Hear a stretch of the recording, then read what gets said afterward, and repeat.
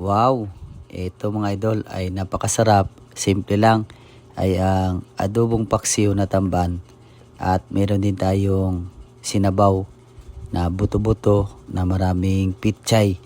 Siyempre mga idol bilang tatay masarap yan kapag sama-sama po tayo sa isang hapagkainan. Hello po mga idol, magandang gabi o magandang araw sa atin lahat. Siyempre ito ay napakasarap tingnan nyo. Sinabawang buto-buto na maraming pitchay. Ay, napakasarap po. Unang-una, napapasalamat po kami sa Panginoon. At pangalawa po kay si Randy Pareno at kay Ma'am Elaine. Lagi po kami nakakain ng masarap na ulam mga idol sa araw-araw po. Tulad nito mga idol ay nakapagluto tayo ng masarap na ulam. Ito pala mga idol ay nabili ko sa kay Suki kanina, yung matambakan na isda. At sabi ni Mrs., gawin mo na yung adobo.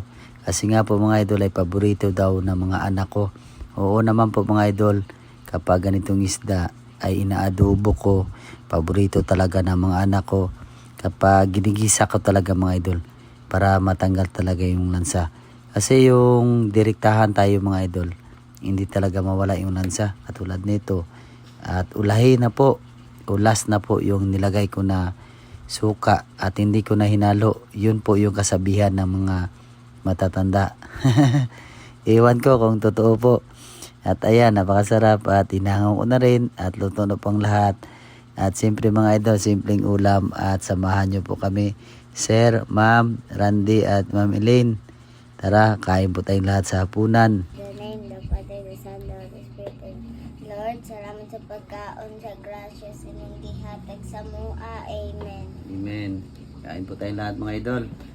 Yan, napakasarap na ulam. Tara, kain po tayong lahat mga idol. Thank you Lord. Thank you din sa inyong lahat mga idol. Sa walang sawang pagsuporta sa amin. Sa lahat ng mga video namin. Sa pagsubaybay.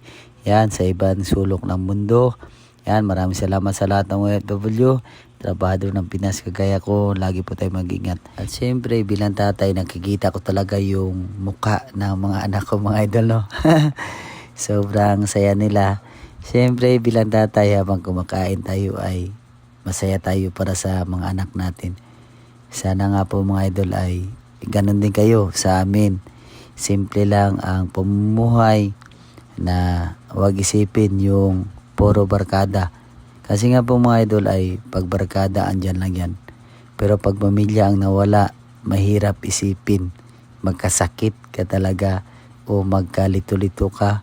Ewan ko lang kung hindi ka mababaliw sa kakaisip. Baka huli na ang lahat. Yan. Kaya tayo lahat mga idol, lagi nating isipin, unahin talaga natin yung ating pamilya. Salamat po.